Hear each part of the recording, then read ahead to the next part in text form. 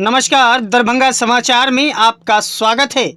आज माननीय मुख्यमंत्री श्री नीतीश कुमार ने कुशेश्वर स्थान विधानसभा क्षेत्र में चुनावी जनसभा को संबोधित किया। पिछले 15 वर्षों में क्षेत्र तथा प्रदेश में चुनावी विकास कार्य का उल्लेख किया और उन्होंने कहा कि कोविड के दौरान बिहार में तेज गति से कार्य हो रहा है। पुल पुलिया तथा पथ का निर्माण हुआ है तथा हर घर बिजली पहुंची है। हर प्रकार का स्टूडेंट क्रेडिट कार्ड, ग्रामीण सड़क का कार्य, उज्ज्वला योजना की तरह गैस सिलेंडर केंद्र सरकार की तरफ से बहुत बड़ा योगदान रहा और श्री नीतीश कुमार ने एनडीए के प्रत्याशी श्री अमन भूषण हजारी जी को भारी मतों से विजयी बनाने का आग्रह किया। फिर सबसे आग्रह किया भाई स्वर्गीय शशि भूषण हजारी और उनकी पत्नी भी अब इस दुनिया में नहीं रही। उन्होंने बहनों से मतदाताओं को आग्रह किया पहले वोट डालकर आए तब घर में खाना बनाएं। चुनाव होने के बाद फिर से आएंगे और रुका हुआ काम पूरा करेंगे। इस कार्यक्रम में कई मंत्री और कई कार्यकर्ता मौजूद रहे।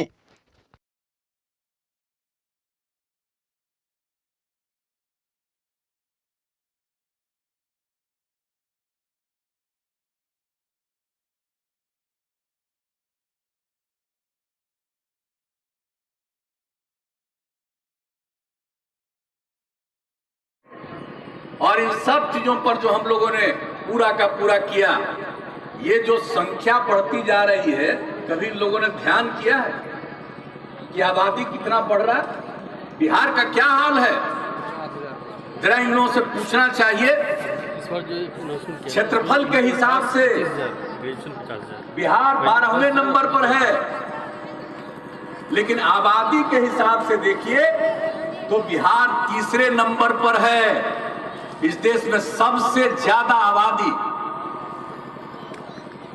और यहां की जो स्थिति है सो देख रहे हैं, तो उसको भी ध्यान में रख करके कि आखिर कैसे अपने आप स्वाभाविक ढंग से आबादी में कमी आएगी, हम लोगों ने उसके लिए पूरा का पूरा अनुसंधान करवाया और देखा कि भाई अगर पूरे देश भर में अगर पति पत्नी में पत्नी मैट्रिक पास है तो पूरे बिहार में पूरे देश का प्रजनन दर था 2, और बिहार का भी सर्वे कराया।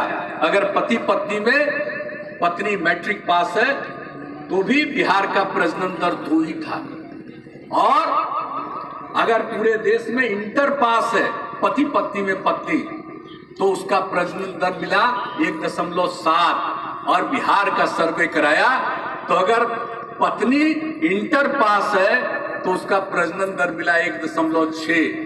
आपको ये सब सर्वे कराया देखने के बाद हमारे मन में यूरेका की भावना आई, और उसी समय हम लोगों ने सोच लिया कि हम अपने हर लड़की को कम से कम इंटर तक जरूर पढ़ाएंगे, और हर पंचायत में इंटर तक पढ़ाई के लिए, और उसका काम भी शुरू कर दिया। जहां जमीन नहीं मिलती है वहां पर हम लोगों ने और ज्यादा उसका कर दिया। 9वां 10वां तक का हो गया, अब 11वां 12वां तक का भी हो जाएगा।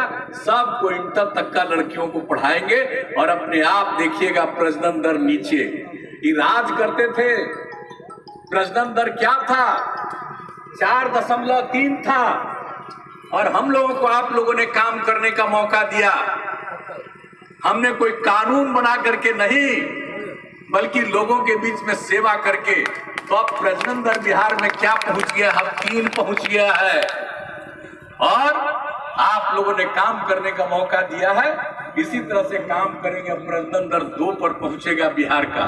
तो हम लोगों को तो काम करने का मौका दिया, तुम लोग काम करेंगे। अब कुछ लोगों को काम में दिलचस्पी नहीं है, कमाई में दिलचस्पी है।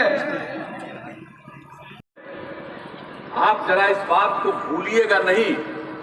पुराने लोगों को तो अच्छी तरह याद है, जब हम लोग आए थे उसके पहले जिन लोगों को 15 साल का मौका मिला था पति पत्नी राज में, और उस जमाने में क्या हुआ था किसी इलाके का, आजकल कोई स्टेटमेंट अखबार में बयान देते हैं। जरा उनसे पूछ लीजिए कि पहले क्या था, और अगर पहले जो था उससे आज की तुलना करिएगा तो कितना काम आगे बढ़ा और हर इलाके के लिए हम लोगों ने काम किया, किसी इलाके की उपेक्षा नहीं की है, समाज के सब तबके का उत्थान किया है।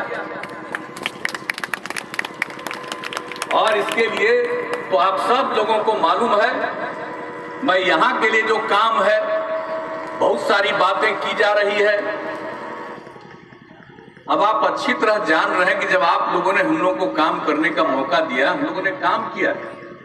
और अभी जो पिछले साल से ये कोरोना की बीमारी आई है दुनिया भर में, तो इसके लिए बिहार में भी जो काम किया गया, देश भर में भी जो काम किया गया, ये तो सबको मालूम है।